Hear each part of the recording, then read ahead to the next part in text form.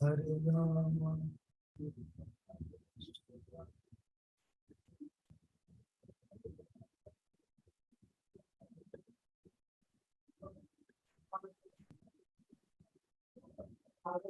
Hare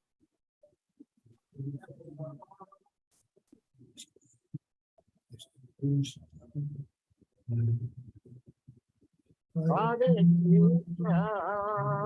Hare Krishna, Krishna Krishna, Hare Hare, Hare Rama, Hare Rama, Rama Rama,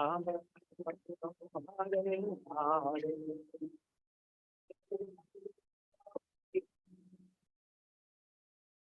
Hare. தாய் தந்தையர் ஆகியோரை வழிபடுதல் மற்றும் தூய்மை, எளிமை, பிரம்மச்சரியம், அகிம்சை முதலியவை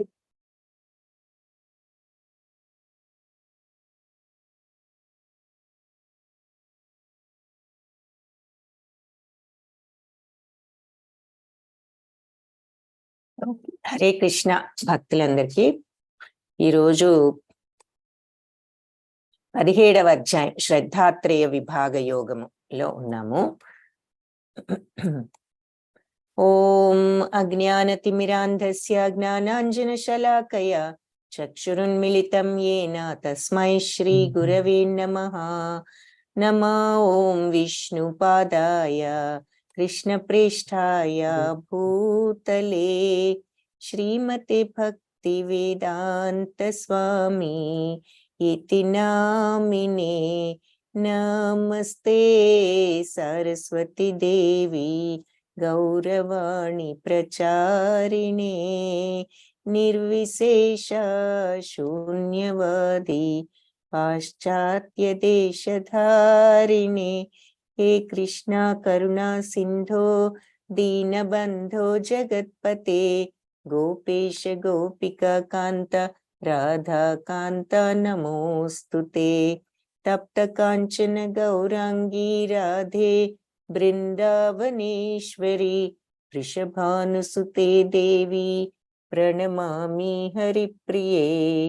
జయ శ్రీ కృష్ణ చైతన్య ప్రభు నిత్యానంద శ్రీ అద్వైత గదాధర్ శ్రీవాసాది గౌర భక్త బృంద. హరే కృష్ణ కృష్ణ కృష్ణ హరే హరే, హరే రామ రామ రామ హరే హరే. హరే కృష్ణ భక్తులందరికీ శ్రద్ధాత్రేయ విభాగ యోగము. నిన్న ఏం చూసాము? దైవాసుర సంపద విభాగ యోగం చూసాం. దైవీ గుణాలు, రాక్షస గుణాలు. మరి ఈ కలియుగంలో అందరిలో కూడా దైవ గుణాలు, రాక్షస గుణాలు ఉంటున్నాయని, సో మనందరిలో కూడా ఉన్నాయి కాబట్టి ఈ గుణాలను మనం రూపుమాపటానికి ప్రయత్నించాలి అన్నది చూసాము. మరి ఎలాగూ అంటే ఆ గుణాలను పెంపొందించుకోవడానికి భగవన్నామ స్మరణ, మరి సత్సంగము, మరి భగవద్గీత, భగవంతుడు వివరించిన విషయాలు ఇవి తెలుసుకోవడం, శ్రవణం, ఇవన్నీ కూడా సహకరిస్తాయి అని చూసాము. సో ఈరోజు శ్రద్ధాత్రయ విభాగ యోగము. శ్రద్ధాత్రయ, త్రయ అంటే 3 విధాలైన శ్రద్ధలు అని అర్థం. సో ఏమిటి అంటే మొట్టమొదటిగా ఇది అర్జున ఉవాచతో ప్రారంభం. అర్జున ఉవాచ ఏ శాస్త్ర విధిముత్సృజ్య యజంతే శ్రద్ధయాన్వితాః తేషాం నిష్ఠా తు కా కృష్ణ సత్వమాహో రజస్తమః. అర్జునుడు అడిగాడు, కృష్ణ శాస్త్ర నియమాలను పాటించకుండా తమ స్వంత ఊహ ప్రకారం శ్రద్ధ విశ్వాసాలతో పూజలు చేసే వారి పరిస్థితి ఏమిటి అని చెప్పి. సో ఈ శాస్త్ర విధులు ఉత్సృజ్య అంటే ఉల్లంఘించి శ్రద్ధతో వాళ్ళ ఇష్టం వచ్చినట్లుగా చేస్తారు, వాళ్ళ ఇమాజినేషన్ ప్రకారం వాళ్ళు ఊహించుకుని, అలాంటి వాళ్ళ తేషాం నిష్ఠాతుకా కృష్ణ, వాళ్ళ యొక్క శ్రద్ధ నిష్ఠ సత్వమా రజోగుణమా తమో గుణంలోనా. సో ఇలా శాస్త్ర నియమాలు పాటించకుండా వాళ్ళ స్వంత ఉద్దేశాల ప్రకారం చేసే వాళ్ళు సాత్వికుల, రాజసికుల, తామసికుల అని అడుగుతున్నాడు. 18 to 25 మధ్యలో ఉన్న యూత్ గ్రూప్ ఎవరైనా ఉంటే ఒకసారి హ్యాండ్ రైజ్ చేయండి. అప్పుడు భగవంతుడు ఇచ్చిన సమాధానం ఏమిటి అంటే, శ్రీ భగవాను వాచ త్రివిధా భవతి శ్రద్ధ దేహినాం సా స్వభావజ సాత్వికీ రాజసీ చైవ తామసీ చేతి తాం శృణు. సో 3 రకాలైన శ్రద్ధలు ఉన్నాయి ఈ ప్రకృతి గుణాలను అనుసరించి. ఏమిటవి అంటే సాత్వికమైన శ్రద్ధ, రాజోగుణంలో ఉన్న శ్రద్ధ మరియు తమో గుణం శ్రద్ధ అని ఆ 3 గురించి చెప్తాను విను అంటున్నారు. సో ఈ జీవుడు తను పొందిన ఈ ప్రకృతి గుణాలను బట్టి ప్రతి వాళ్ళు కూడా వాళ్ళ శ్రద్ధ అంటే ప్రకృతి నుంచి అలవర్చుకున్న గుణాలు ఏమిటా గుణాలు, సత్వరజస్ తమో గుణాలు. సో ఆ 3 బట్టి వాళ్ళ శ్రద్ధ సాత్వికమా, రాజసికమా, తామసికమా అని వాళ్ళ గుణాలను బట్టి ఉంటుంది అని చెప్తున్నారు. సో 3 అన్నదమ్ముల్ని చూస్తున్నాము. మరి రావణుడు, ఇక్కడ విభీషణుడు, రావణుడు, కుంభకర్ణుడు. సో వీళ్ళల్లో ఎవరు దేనికి ప్రతీక ఎవరైనా చెప్పగలిగితే చాట్ బాక్స్ లో టైప్ చేయండి. 3 అన్నదమ్ములు 3 గుణాలకు ప్రతీకలు. ఏమిటి ఆ 3 గుణాలు అన్నది ఎవరైనా చెప్పగలిగితే చాట్ బాక్స్ లో టైప్ చేయొచ్చు. సాయిరామ్ గారు హ్యాండ్ రైజ్ చేశారు. ఒక్కరే. 18 to 25 మధ్యలో ఉన్న యూత్ గ్రూప్ ఎవరైనా ఉంటే హ్యాండ్ రైజ్ చేయండి.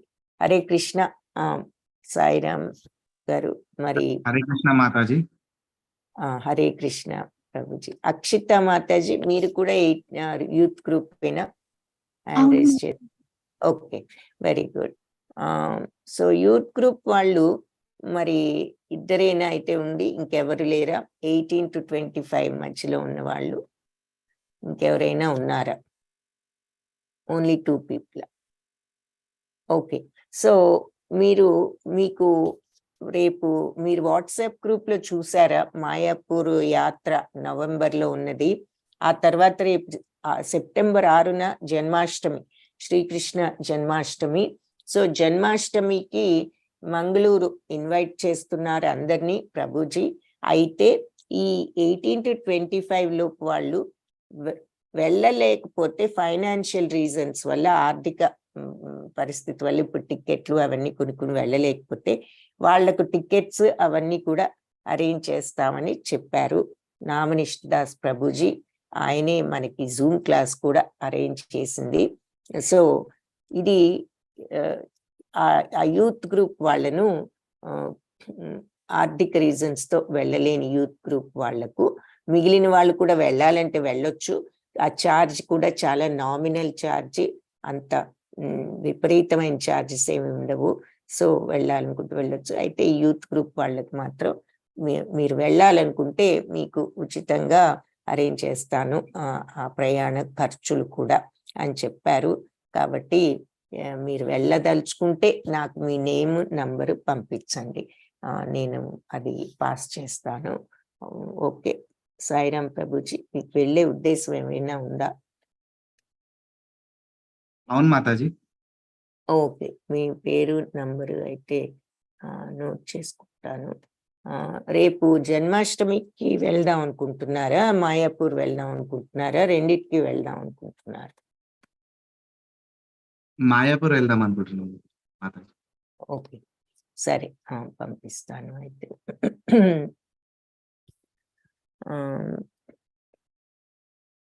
ఇంకా మరి అక్షిత మాతాజీ మీరు? మేము ట్రై చేస్తాను మాతాజీ, వెళ్ళగలితే వెళ్తాను. ఓకే, అంటే మీరు వెళ్ళాలి అనుకుంటే నాకు నంబర్ పంపించండి, డైరెక్ట్ మెసేజ్ తో అయినా మీ ఇష్టం. వెళ్ళాలనుకుంటే పంపిస్తే ఇస్తాను మరి. Okay okay okay Mataji, Hare Krishna. ఇంకెవరైనా యూత్ గ్రూప్ వాళ్ళు ఉంటే హ్యాండ్ రైజ్ చేయండి నాకు, లేదంటే నాకు మీ నేమ్ నంబరు యూత్ గ్రూప్ వాళ్ళైతేనే పంపించండి. సో ప్రస్తుతం నాకు తెలిసి ఇద్దరే ఉన్నారు, ఒకరు ఇచ్చారు, ఇంకొకరు ఆలోచించుకుంటా ఉన్నారు. Okay, alright. సో క్వశ్చన్ అడిగాను, ఈ ముగ్గురులో మరి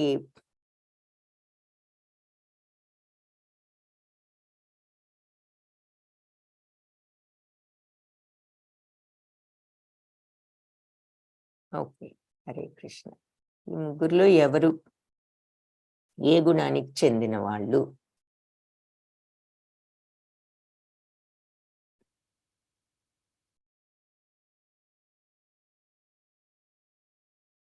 అయితే ఈ స్టూడెంట్స్ క్లాస్ అటెండ్ అయ్యే డివోటీస్ ని అడిగారు. నాకు తెలిసి ఇప్పటి వరకు ఏదైనా ఇలా డివోటీస్ వాళ్ళ తాలూకు అని చెప్పలేదు, అది మరి కనుక్కుని చెప్తాను. హరే కృష్ణ. విభీషణుడు, రమ్య మాతాజీ ఆన్సర్ ఇచ్చారు. విభీషణుడు సత్వగుణం, రావణుడు రజోగుణం, కుంభకర్ణుడు తమోగుణం అని చెప్పి. Okay, very good, correct answer చెప్పింది రమ్య మాతాజీ. వెరీ గుడ్, హరే కృష్ణ మాతాజీ. సో విభీషణుడు సత్వగుణం, రావణుడు రజోగుణం, మరి కుంభకర్ణుడు తమో గుణానికి ప్రతీకగా చూస్తున్నాము. సో సరే, ఇక్కడ వాళ్ళ యొక్క శ్రద్ధ ఆ గుణాలను బట్టి ఉంటుంది అని చెప్పారు. అందుకే మరి విభీషణుడికి అటు భగవంతుడి మీద, రావణుడికి ఈ కోరికల మీద, తమో గుణానికి ప్రతీక అయిన కుంభకర్ణుడు ఎప్పుడు నిద్రలో ఉండటం చూస్తున్నాం. సో ఇక్కడ మన జీవితంలో ఈ ముఖ్యమైన మనం చేసేవి జీవన విధానంలో మనం చేసే యాక్టివిటీస్ లో, పనుల్లో ముఖ్యమైనవి మొట్టమొదటిది శ్రద్ధ. అంటే ప్రతి వాళ్ళకి దేని మీద ఒక దాని మీద ఇంట్రెస్ట్ ఉంటుంది, ఒక శ్రద్ధ, ఒక విశ్వాసం ఉంటుంది దేని మీద ఒక దాని మీద. సాత్విక విషయాల్లో అవ్వనివ్వండి, రాజసిక విషయాలు అవ్వనివ్వండి, తామసిక విషయాలు అవ్వనివ్వండి, ఏదో ఒక దాని మీద ఒక ఇంట్రెస్ట్ ఉంటుంది, శ్రద్ధ. రెండవది ఆహారం. సరే, మన అందరం ఎలాగూ ఆహారం తీసుకోవాలి మరి జీవించాలి అంటే. మూడవది యజ్ఞము, అంటే పనులు. నిజమైన యజ్ఞము అందరం చేయలేం కాబట్టి యజ్ఞము అంటే పని, ఎలాగూ అంటే ఫలాపేక్ష లేకుండా అన్నది చూసాం కాబట్టి ఆ యజ్ఞము. 4 మన బిహేవియర్, స్వభావం, ఏ రకంగా మనం ప్రవర్తిస్తున్నాం, మన ప్రవర్తన. 5 వాక్కు, అందరం మాట్లాడుతూ ఉంటాం, ఆ మాట. మరి 6 మనస్సు యొక్క నియంత్రణ, మనందరం మైండ్ని, సెల్ఫ్ని, సెన్సెస్ని కంట్రోల్ చేసుకొని ఉండాలి, మరి ఉండగలగాలి. 7వది దానము. సో ఇవన్నీ ముఖ్యంగా మనం అందరం జీవితంలో చేయవలసినటువంటి యాక్టివిటీస్, మన పార్ట్ ఆఫ్ అవర్ లైఫ్ అన్నమాట ఇవన్నీ. సో ఇవన్నీ కూడా ఎలా చెయ్యాలి? ఎలాగూ ఒక శ్రద్ధ అనేది ఉంటుంది, ఆహారం తీసుకుంటున్నారు, పనులు చేస్తున్నారు, ప్రవర్తిస్తున్నారు, మాట్లాడుతున్నారు, మనస్సును ఉపయోగిస్తున్నారు, దానాలు సరే ఒక రకంగా ఎంతో కొంత దానం ఇస్తూ ఉంటారు. ఇవన్నీ కూడా ఏ రకంగా చెయ్యాలి అన్నది శ్రద్ధాత్రయ విభాగ యోగంలో చెప్తున్నారన్నమాట. సో శ్రద్ధ అనేది 3 రకాలు, వాళ్ళ బుద్ధిని, వాళ్ళ నేచర్, గుణాన్ని బట్టి ఉంటుంది. సాత్వికమా, రాజసికమా, తామసికమా అని ఫస్ట్ పాయింట్ కి ఇక్కడ ఆన్సర్ చెప్పారు. సో అది దాని గురించి ఇంకా క్లియర్ గా చెప్తున్నారు. అంటే దాని అర్థం ఏమిటి అంటే, యజంతే సాత్వికా దేవాన్ యక్షరక్షాంసి రాజస ప్రేతాన్ భూతగణాంశ్చాన్యే యజంతే తామసా జనాః. సో సత్వగుణంలో ఉండే మనుషులు దేవతలను పూజిస్తారు, రజోగుణంలో ఉండేవారు యక్షరాక్షసులను పూజిస్తారు, తమో గుణంలో ఉండేవారు భూత ప్రేతాలను పూజిస్తారు. ఇది మనం పూర్వకాలంలో దానికి అన్వయిస్తుంది ఈ ఎగ్జాంపుల్. ప్రజెంట్ కాలంలో కూడా యక్షరాక్షసులు పూజించటం అంటే ఎవరు పవర్లో ఉంటే వాళ్ళను పూజిస్తారు. ఈ రజోగుణంలో ఉండే వాళ్ళు అంటే వాళ్ళ అవసరాలు తీరడానికి. ఇక్కడ రాజుగారిని చూపిస్తున్నారు. మరి ఈ రోజుల్లో నాయకుల మీద ఉన్న శ్రద్ధ భగవంతుడి మీద కూడా ఒక్కొక్కసారి ఉండదు. మన బాసుల మీద వాళ్ళకి కావాల్సినవి అవి చేస్తూ ఉంటాము. సో అది ఇక్కడ రజోగుణంలో ఉండేవారి లక్షణం అని చూస్తున్నాం. తమో గుణంలో ఉండేవారు భూత ప్రేతాలను పూజిస్తారు. మరి ఆ భూత ప్రేతాల వాళ్ళని ఇదివరకు చూసేవాళ్ళం. ఈ రోజుల్లో భూత ప్రేతాలను పూజించటం అంటే పనికిరానటువంటి ఈ అలవాట్లని, ఇలాంటి వాటిని సేవించటం, నమ్మకాలను. సో సత్వగుణం వాళ్ళు దేవతలను, రజోగుణంలో వాళ్ళు యక్షరాక్షసులను, తమో గుణంలో వాళ్ళు భూత ప్రేతాలను పూజిస్తారు. అది శ్రద్ధ అలా ఉంటుంది, శ్రద్ధ ఈ వాళ్ళ యొక్క గుణాలని బట్టి. ఇక ఆహారం నెక్స్ట్ది. ఆహారం ఎలా తీసుకుంటారంటే you are what you eat. మనం తిన్న దాని ప్రకారమే మనం ఎలాంటి ఆహారం తీసుకుంటే మన బుద్ధి ఆ రకంగా ఉంటుంది అని చెప్తున్నారు. అంటే ఈ రెండు ఇంటర్ రిలేటెడ్. మన బుద్ధిని బట్టి ఆహారం తీసుకుంటాం, ఆహారం బట్టి మన బుద్ధి కూడా మారుతూ ఉంటుంది. ఆయుస్సత్వ బలారోగ్య సుఖ ప్రీతి వివర్ధన రస్య స్నిగ్ధ స్థిర హృదయ ఆహార సాత్విక ప్రియ. సో సత్వగుణంలో ఉన్న వాళ్ళకి ప్రియమైన ఆహారం ఆయువుని ఇస్తుంది, సత్వ బలాన్ని ఇస్తుంది, ఆరోగ్యాన్ని ఇస్తుంది. సుఖ ప్రీతి వివర్ధన అంటే సుఖాన్ని, అంటే తృప్తిని ఇస్తుంది. మరి రస్య అంటే రసవంతమైనది, స్నిగ్ధ అంటే పుష్టికరమైనది, స్థిర ఆరోగ్యకరమైనది, హృదయ మనసుకు ఆహ్లాదాన్ని కలిగించే ఆహారం సాత్విక ప్రియులకు ఇష్టమైన ఆహారం ఇలా ఉంటుంది. సత్వగుణంలో ఉన్నవారికి ప్రియమైన ఆహారాలు ఆయువుని పెంచుతాయి, బుద్ధి బలం, ఆరోగ్యం, ఆనందం మరియు సంతృప్తిని ఇస్తాయి. ఇవి రసవంతము, పుష్టికరము, ఆరోగ్యకరమైనవి మరియు హృదయానికి ఆహ్లాదకరంగా ఉండేవి. ఇక్కడ చూపిస్తున్నారు ఎగ్జాంపుల్స్ ఏమిటి? పళ్ళు, మరి పాలు, పెరుగు, ఇవి ఇంకా ధాన్యాలు, కూరగాయలు, ఇవన్నీ కూడా సత్వగుణంలో ఉన్న సాత్విక ఆహారము. ఇక్కడ సాత్విక ఆహారం చిన్ననాటి నుంచే అలవర్చుకోవటం ఇంకా మంచిది. లేదు అంటే మనం ఎప్పుడు ఈ విషయాన్ని తెలుసుకుంటే అప్పుడు మనం అలవర్చుకోవచ్చు. కట్వం లవణాత్యుష్ణ తీక్ష్ణ రూక్ష విదాహిన ఆహార రాజసస్యేష్ట దుఃఖ శోకామయ ప్రదాహ. కట్వం అంటే చేదు, ఆమ్ల అంటే పులుపు, లవణ ఉప్పగా, ఉష్ణ అంటే తీవ్రంగా, అంటే మంచి పదునుగా, అంటే ఘాటుగా, తీక్ష్ణ రూక్ష అంటే పదునుగా, ఘాటుగా, రూక్ష విదాహిన అంటే ఏమీ రసవంతం లేకుండా ఎండిపోయినట్లుగా ఎప్పుడు ఉంటాయి? విపరీతంగా ఫ్రై చేస్తే అలా ఉంటాయి అవి.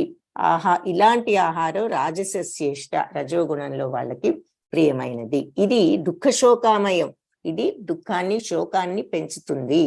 ప్రద దుఃఖాన్ని, శోకాన్ని ఇస్తాయి అని చెప్తున్నారు. మరి అంతే కదా, ఇలాంటి ఫుడ్ మరి ఎక్కువ చేదుగా కానీ, పుల్లగా కానీ, ఘాటుగా, కారంగా కానీ, మరీ వేడిగా అంటే కారం అని కూడా చెప్పుకోవచ్చు. ఉప్పగా, పదునైన అంటే ఘాటుగా ఉన్నవి, పొడి మరియు దహనం చేసేవి అంటే బాగా ఫ్రైడ్ ఫుడ్స్, ఇలాంటి ఆహారం రజోగుణంలో వాళ్ళకి ఇష్టమైంది. ఇవి ఏమిటంటే దుఃఖాన్ని, బాధని, జబ్బుని కలిగిస్తాయి. మరి ఇంతింత కారాలు తిన్నప్పుడు అది మంచిది కాదు. అది కూడా ఎందుకు జబ్బులు వస్తాయంటే ఆ రకమైన ఉప్పు ఎక్కువగా తిన్నా మరి మంచిది కాదు. ఆ రకంగా మనకి ఎగ్జాంపుల్స్ చూపిస్తున్నారు. రజోగుణంలో ఉన్న వాళ్ళకి ఇలాంటి ఆహారం ప్రీతికరం. యాతయామం గతారసం పూతి పర్యుషితం చయత్ ఉచ్ఛిష్టమపి చామేధ్యం భోజనం తామస ప్రియం. ఇక తినడానికి 3 గంటల ముందు తయారు చేసిన ఆహారం, రుచి లేని, కుళ్ళిన, వాసన పట్టిన, ఇతరులు తినగా మిగిలిన అంటరాని వస్తువులతో కూడిన ఆహారం తమో గుణంలో ఉన్న వాళ్లకు ప్రియమైన ఆహారాలు. సో తినడానికి 3 గంటల ముందు అంటే ఫ్రెష్ గా లేకుండా ఎప్పుడో చేసి, ఇప్పుడు ఉదాహరణకి 9 o'clock వంట చేసుకుని ఆఫీస్కి వెళ్ళామనుకోండి, 12 1 గంటకో భోజనం చేస్తే అత్తాము, మరి అది కూడా కరెక్ట్ కాదా అనే డౌట్ రావచ్చు. ఇక్కడ పాయింట్ ఏమిటి అంటే అది మన మరి బాధ్యత కాబట్టి వెళ్తున్నాం. వీలైనంత వరకు వండినవి ఫ్రెష్ గా తినాలి, ఎప్పుడో ఉంచినవి అలా కాకుండా. రుచి లేనివి, కుళ్ళినవి, వాసన పట్టినవి, ఇతరులు తినగా మిగిలే పద్ధతి లేకుండా ఆ రకంగా తినడం అన్నమాట. అలా తినే ఆహారం తమో గుణంలో ఉన్న వాళ్ళకి ప్రియమైంది. ఇక్కడ మరి ఈ పిజ్జాలో చీజ్ ఉంటుంది, చీజ్ కూడా వాళ్ళు ప్రిజర్వ్ చేస్తారు, బట్ అవేవి కూడా ప్రాసెస్డ్ కదా, అది తర్వాత చూసుకోకుండా ఏది పడితే అది తినడము తమో గుణంలో వాళ్ళకున్న ఆహారం ఒకటి. తర్వాత మరి ఈ జబ్బులు కూడా మన యొక్క ఆహారాన్ని బట్టే మన ఆరోగ్యం కూడా ఆధారపడి ఉంటుంది. మరి ఈ ఎక్కువగా తిన్నందువల్ల ఎలా ఉంటాము, మరి మనం ఈ కాయగూరలు అవి సాత్విక ఆహారం తింటే ఎలా ఉంటాం అనేది ఇక్కడ చూస్తున్నాం. సో మనం తినే భోజనాన్ని బట్టి మనం ఏంటి అన్నది మనం నిర్ణయించుకోవచ్చు. సో సత్వగుణంలో ఉన్న ఆహారం మళ్ళీ చూస్తే ఇక్కడ కాయగూరలు, పళ్ళు, ధాన్యాలు ఇవన్నీ సాత్విక ఆహారం కింద వస్తాయి. మరి రజోగుణంలో ఉన్నవి కారంగా ఉండేవి, మరి చూసాం కదా, ఉప్పగా, ఉష్ణంగా, ఫ్రైడ్ ఫుడ్లు, తర్వాత కొంచెం కాఫీ అది కూడా ఇంక్లూడ్ చేశారు. తమో గుణంలో ఉన్నప్పుడు ఇక తినకూడనివి, మరి ఎప్పుడో చేసినవి, ఇలాంటివి, మరి ఆల్కహాల్ కూడా ఎప్పుడో చేసి ప్రిజర్వ్ చేయబట్టే అలా అవుతుంది. ఇక్కడ మరి ఆ తర్వాత ఏదైనా విపరీతంగా తినడం కూడా, మరి ఐస్ క్రీమ్ 3 స్కూప్స్ 3 స్కూప్స్ చూపిస్తున్నారు. 1 తినొచ్చు, 2 కాదు 3 తిన్నాము అంటే అలా విపరీతంగా తినడం, మరి మాంసాహారం, ఇవన్నీ తమో గుణానికి చెందిన ఆహారంగా వస్తాయి.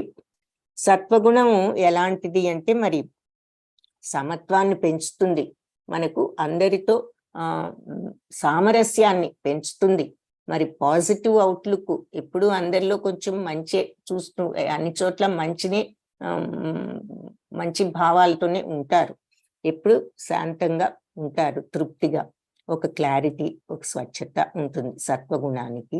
మరి రజోగుణం చూసాం, మూమెంట్ ఎప్పుడు అంటే కలవరపాటు, ఆందోళన, ఏదో చెయ్యాలి అనే తపన, ఈ విపరీతమైన కోరికలతో ఉంటారు రజోగుణం వాళ్ళు.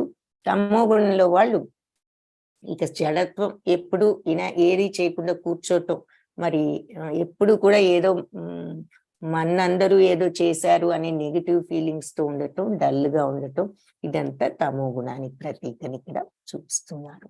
సో ఈ గుణాలు, మరి ఈ ఆహారం కూడా ఎఫెక్ట్ చేస్తుంది మన యొక్క గుణాలు. సో సాత్విక ఆహారం తీసుకుంటే మనకు సత్వగుణం పెంపొందించుకునే అవకాశం ఉంటుంది అంటున్నారు. నెక్స్ట్ మరి శ్రద్ధ చూసాం, ఆహారం చూసాం. ఇప్పుడు యజ్ఞం అంటే పని ఎలా చేస్తారు యజ్ఞాలు. అఫలాకాంక్షిభిర్యజ్ఞో విధి దృష్టోయ ఇజ్యతే యష్టవ్యమేవేతి మనః సమాధాయ సాత్వికః.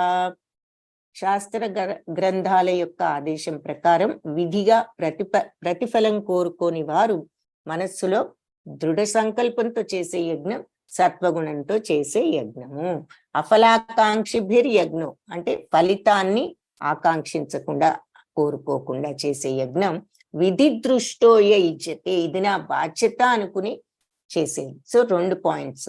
ఒకటి, ఫలితాన్ని కోరుకోకుండా అంటే ఫలితాన్ని మానసికంగా, ఫలితం మీద మనస్సుతో కాకుండా ఇది నా బాధ్యత అనుకుని చేసినప్పుడు యష్టవ్యమేవేతి మనః దృఢ సంకల్పంతో చేసినప్పుడు సమాధాయస సాత్విక, ఇది సత్వగుణంతో చేసే యజ్ఞము అని చెప్తున్నారు. సో మన బాధ్యత అనుకుంటూ విధిగా ప్రతిఫలాన్ని మీద మనస్సుతో కాకుండా శాస్త్ర గ్రంథాల ప్రకారం ఇలా చేసిన యజ్ఞం సత్వగుణంతో చేసినట్లు. సో మరి శాస్త్ర గ్రంథాదేశాల ప్రకారం మనం ప్రతిఫలం యజ్ఞం చేసినప్పుడు మన కోసం కాదుగా, నిజమైన యజ్ఞం చేసినప్పుడు సమర్పిస్తున్నాం భగవంతుడికి అనుకుంటూ చేస్తాం. అదే విధంగా పనిని కూడా ప్రతిఫలం మీద కాకుండా మన శాస్త్రాలు చెప్పినట్లుగా ఇది మన బాధ్యత అనుకుని చేయడము, భగవంతుడికి అర్పించి, అది సత్వగుణంతో చేసే యజ్ఞము. సత్వగుణంలో ఈ రకంగా చేస్తారు. మరి ఈ సంకీర్తన యజ్ఞం కూడా కలియుగంలో చెప్పారు అని చెప్తున్నారు. కలియుగ ధర్మం హరే సంకీర్తన యజ్ఞం. హరే కృష్ణ కృష్ణ కృష్ణ హరే హరే, హరే రామ రామ రామ హరే హరే, భగవన్నామాన్ని చెప్పించడం చూపిస్తున్నారు. అభిసంధాయతు ఫలం దంబార్థమపి చైవ యత్ ఇజ్యతే భరత శ్రేష్ఠ తం యజ్ఞం విద్ధి రాజసం.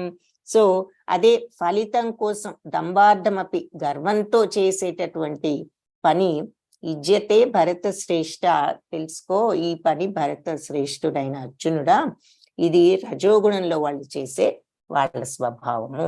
సో ప్రతిఫలాపేక్షతో అభిసంధాయతు ఫలం అంటే ఏదో ప్రతిఫలం కావాలి అని గర్వంతో అహంకారంతో చేసేటటువంటి పని, అది రజోగుణ స్వభావం. ఇక్కడ డబ్బులు ఇస్తున్నాను అంటున్నాడు కానీ గర్వంగా ఇస్తున్నాడు, అవతల వాళ్ళకి నేనేదో గొప్ప అన్నట్లుగా నన్ను అందరూ పొగడాలి అనే ప్రతిఫలాపేక్ష. అంటే అక్కడ గొప్పగా ఈ డబ్బులు మూటున్న అందరికీ అంటే ఇక్కడ అర్థం ఏమిటి అంటే అందరికీ ఒక ప్రదర్శనగా చేసేటటువంటిది పని గర్వంతో, అది రజోగుణంలో వాళ్ళు పనులు ఆ రకంగా చేస్తూ ఉంటారు అని. విధిహీనం అసృష్టాన్నం మంత్రహీనం అదక్షిణం శ్రద్ధా విరహితం యజ్ఞం తామసం పరిచక్షతే. విధిహీనం అంటే బాధ్యత లేకుండా, ఇది నా బాధ్యత అనుకోకుండా, తర్వాత అసలు శాస్త్రాల మీద గౌరవం లేకుండా, అసృష్టాన్నం అంటే ప్రసాదం అనేది లేకుండా. మరి యజ్ఞం చేసినప్పుడు తర్వాత ప్రసాదం పెడతాము, ఆ తర్వాత ప్రసాదాన్ని తీసుకుంటాం. ఇక్కడ ప్రసాదం అనేది ఉండదు. ఈ మంత్రహీనం, మంత్రాలు చదువుతాం, సరి అయిన మంత్రాలు లేవు. అదక్షిణం, యజ్ఞం చేయించిన వాళ్ళకి దక్షిణిస్తాం, ఇక్కడ దక్షిణలు ఉండవు. శ్రద్ధావిరహితం, అసలు శ్రద్ధే లేకుండా చేసే యజ్ఞం తామసం పరిచక్షతే, తమో గుణం అని చెప్తారు. సో ఇక్కడ ఈ యజ్ఞానికి ఈ ఎగ్జాంపుల్ చూపిస్తున్నారు. ఎందుకు ఎవరైనా చెప్పగలిగితే చాట్ బాక్స్ లో టైప్ చేయండి ఆన్సర్. ఎందుకు ఈ తమో గుణ యజ్ఞానికి ఎగ్జాంపుల్ ఇది చూపిస్తున్నారు, ఎందుకు ఎవరికైనా తెలిస్తే చాట్ బాక్స్ లో టైప్ చేయండి. సో శ్లోక మీనింగ్ మళ్ళీ చూద్దాము. శాస్త్ర నిర్దేశాల పట్ల గౌరవం లేకుండా, ప్రసాద వితరణం లేకుండా అంటే ప్రసాదం లేకుండా పంచకుండా, వేదమంత్రోచ్చారణ లేకుండా, దక్షిణ లేకుండా అంటే అవతలు ఈ చేయించే వాళ్ళు ఎవరైనా ఉంటే అక్కడ వాళ్ళకి దక్షిణ ఇవ్వకుండా అశ్రద్ధతో చేసే యజ్ఞాన్ని తమోగుణ యజ్ఞం అని చెప్తారు. సో ఈ ఎగ్జాంపుల్ ఎందుకు ఇచ్చారు, ఈ తమోగుణ యజ్ఞం ఏమిటో అర్థం చూసాము, ఈ ఎగ్జాంపుల్ ఎందుకు ఇచ్చారు. సరే, నిజమైన యజ్ఞంలో మనం ఈజీగానే అండర్స్టాండ్ చేసుకోవచ్చు ఇది. ఓకే, ఎవరన్నా ఇలా యజ్ఞం చేయాల్సి వచ్చినప్పుడు మరి వాళ్ళు ఇలా శాస్త్ర నిర్దేశాల పట్ల గౌరవం లేకుండా, ప్రసాదం పెట్టకుండా, ఎవరికి వేద మంత్రాలు చదవకుండా, దక్షిణ ఇవ్వకుండా చేయించిన వాళ్లకు అశ్రద్ధతో ఇష్టం వచ్చినట్లు చేసే యజ్ఞం తమోగుణ యజ్ఞం. అయితే ఈ ఎగ్జాంపుల్లో దీని అర్థం ఏమిటి అంటే, ప్రవీణ మాతాజీ కులమత విభేదాలు, Vinila Pavani Mataji bomb blast. Okay, ఇది బాంబ్ బ్లాస్ట్ కాదు, వాళ్ళు ఏం చేస్తున్నారు, సామానంతా వీధిలో పడేసి తగలబెడుతున్నారు. సో బాంబ్ బ్లాస్ట్ అంటే అది కూడా తమోగుణ యజ్ఞం అనుకోవచ్చు, కరెక్టే. అజ్ఞానం అని సంధ్యా మాతాజీ. ఓకే, ప్రజల సొమ్ము వేస్ట్ చేయటము Renu Mataji. Okay, correct. So అన్ని కలిపితే ఆన్సరు వచ్చినట్లు లెక్క, ఈ సమాధానాలన్నీ కలిపితే. సో అంటే ముందు ఇక్కడ ఒక్కొక్క పాయింట్ చూసినట్లయితే శాస్త్ర నిర్దేశాల పట్ల గౌరవం లేకుండా. సో శాస్త్రం ఏం చెప్పింది, మంచి పనులు చేయండి, ఒకళ్ళకి నష్టం చేయొద్దు, వీలైతే సహాయం చేయండి, అంతేగాని ఒకళ్ళకి కీడు కలిగించొద్దు అనేది బేసిక్ శాస్త్రం చెప్పే ధర్మం. మనందరికీ కూడా అది తెలుసు, ఒకళ్ళకి కష్టం కలిగించడం తప్పు అని. వీళ్ళు చేసేదే ఆ బేసిక్ పాయింట్. మరి షాపుల్లో అవ్వనివ్వండి, ఇళ్లలో వస్తువులు అవ్వనివ్వండి, తీసుకొచ్చి రోడ్డు మీద పడేసి వాటిని తగలబెడుతున్నారు. సో అక్కడ ఫస్ట్ పాయింట్ స్ట్రైక్స్, ఇవన్నీ ఎగ్జాంపుల్స్. సో ఇది pollution Renu Mataji. Okay, so ఇవన్నీ మీరు ఎగ్జాంపుల్స్. అయితే దానిని దీనికి ఎలా అన్వయించాలి అంటే మనకు ఒక్కొక్క పాయింట్ చూసుకుంటే అవన్నీ ఇక్కడ సరిపోతున్నాయి. అందుకని ఇలాంటి పనులు కూడా తమోగుణ యజ్ఞం కింద వస్తాయి. ఒకటి, శాస్త్ర నిర్దేశాల పట్ల గౌరవం లేదు, శాస్త్రం ఒకళ్ళకి హాని చేయొద్దు అంది, వీళ్ళు చేస్తున్నారు. ప్రసాద వితరణం లేకుండా అంటే ఏమిటి, యజ్ఞం చేసినప్పుడు అవతల వాళ్ళకి ఏదైనా దాని వల్ల వచ్చే ఫలితాన్ని పంచిపెట్టాలి. ప్రసాదం అంటే ఏంటి, ఆ యజ్ఞం నుంచి వచ్చిన భగవంతుడిది మనకు ఇచ్చారు, ఇది ఆయన ప్రసాదం అని తీసుకుంటూ ఉంటాం మనం, పూజలు చేసిన యజ్ఞాలు చేసిన ప్రసాదం. సో పనుల నుంచి వచ్చే ఫలితాన్ని ప్రసాదంగా స్వీకరించడం అంటే అర్థం ఏమిటంటే, ఆ లాభం ఏదైనా ఉంటే మనతో పాటు కాస్త నలుగురికి కూడా పంచుకోవడం.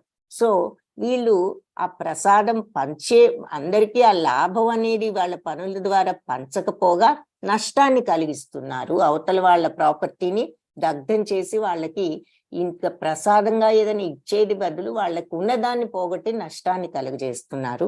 వేద మంత్రోచ్చారణ లేకుండా. సో వేద మంత్రాలంటే ఏమిటి, పవిత్ర భావాలు, అక్కడ భగవంతుని స్తుతిస్తూ పవిత్రంగా పలికే పలుకులు. మరి అవి లేకుండా వీళ్ళు ఆ స్తుతి లేకుండా ఇంకా పైగా తూలనాడుతూ ఈ విపరీతమైనటువంటి స్వభావంతో అందరికీ నష్టాన్ని కలిగించే స్వభావంతో వాళ్ళు చేస్తున్నారు. దక్షిణ లేకుండా అవతల వాళ్ళకి మనకి ఏదైనా ఈ యజ్ఞానికి సహాయపడినప్పుడు దక్షిణ ఇస్తాం. అలాగే పనిలో ఎవరైనా సహకరించినా మనం కృతజ్ఞత చెప్తాం. మన బాధ్యతల అయిన పని నిర్వర్తిస్తే యజ్ఞంలాగా ఎవరైనా మనకు సహకరించిన వాళ్ళకి కృతజ్ఞత చెప్పి మన ప్రసాదమో ఏదో ఒకటి మన చేతనైంది ఇస్తాం. అది అలాంటి దక్షిణ అనేది ఇవ్వకుండా వాళ్ళకున్నదాన్ని కూడా తగలబెడుతున్నారు. మనం వాళ్ళకి ఏదైనా ఇచ్చేది పోయి వాళ్ళకి తెచ్చి మనం ఇలా దాన్ని కూడా నాశనం చేస్తున్నాడు అశ్రద్ధతో, అంటే శ్రద్ధ అనేది లేకుండా. సో అన్ని ఈ తమో గుణ యజ్ఞానికి అన్నిటికీ కూడా సూట్ అయిందనమాట ఈ పని. అందుకని దీన్ని ఎగ్జాంపుల్ గా చూపించారు. సో ఇలా అశ్రద్ధతో చేసే యజ్ఞం తమో గుణ యజ్ఞం. ఈ రోజుల్లో ఇలాంటి పనులు చేయటం కూడా ఆ తమో గుణంలో ఉన్న వాళ్ళు చేసే పనులు అని చెప్పి ఇక్కడ అర్థం అవుతుంది. సో ఇప్పటి వరకు మరి ఏం చూసాం, 3 చూసాం. ఒకటి శ్రద్ధ ఎలా ఉంటుంది, ఎలా ఏ రకమైన శ్రద్ధ, సత్వగుణంలో వాళ్ళ దేవతలను, రజోగుణంలో ఉన్న వాళ్ళు యక్షరాక్షసుల్ని, వాళ్ళకు ఉపయోగపడే వాళ్ళను, మూడవది తమో గుణంలో ఉండే వాళ్ళు భూత ప్రేతాలని ఆరాధిస్తారు. ఆహారం ఎలా ఉంటుందో చూసాం. ఇప్పుడు యజ్ఞం ఎలా ఉంటుందో చూసాం. ఇప్పుడు స్వభావం అనేది ఎలా ఉంటుంది అనేది కూడా చూద్దాము. 4వది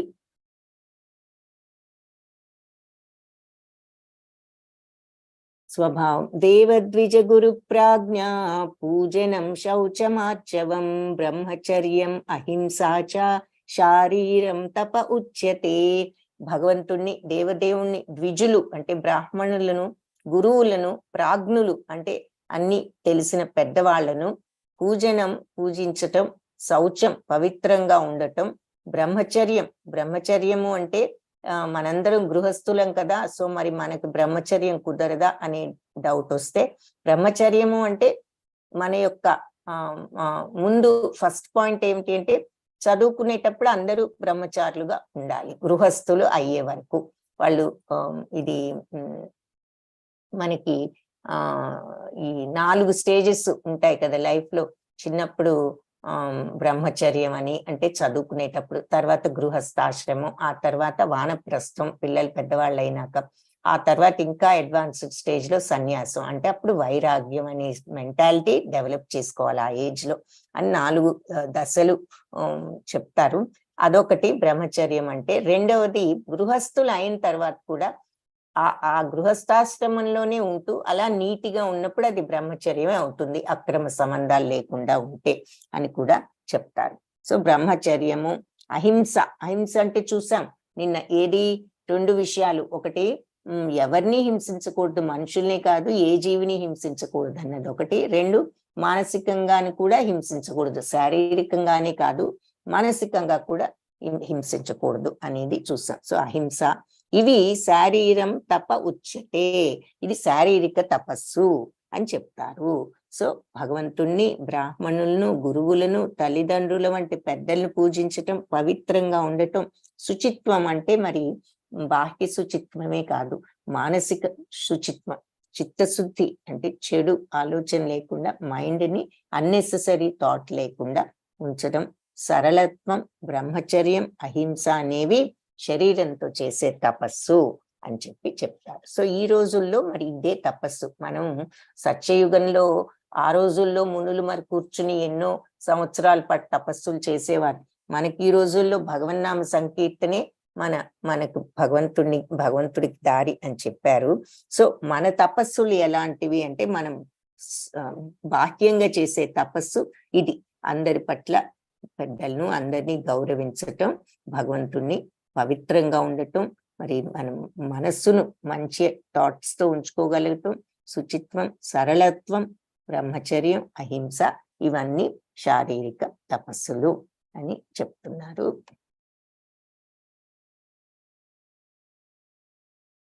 అయితే ఇక్కడ ఇంకొకటి కూడా ఉన్నది, మానసిక తపస్సు, తర్వాత వాక్కు, అవి కూడా తపస్సు కిందే వస్తాయి. సో అంటే స్వభావము సరే, వాక్కు సరే, ఇది శారీరక తపస్సు చూద్దాం ఫస్ట్. అయితే సో చూసాం కదా శారీరక తపస్సు అనేది ఎలా ఉంటుంది అనేది. నెక్స్ట్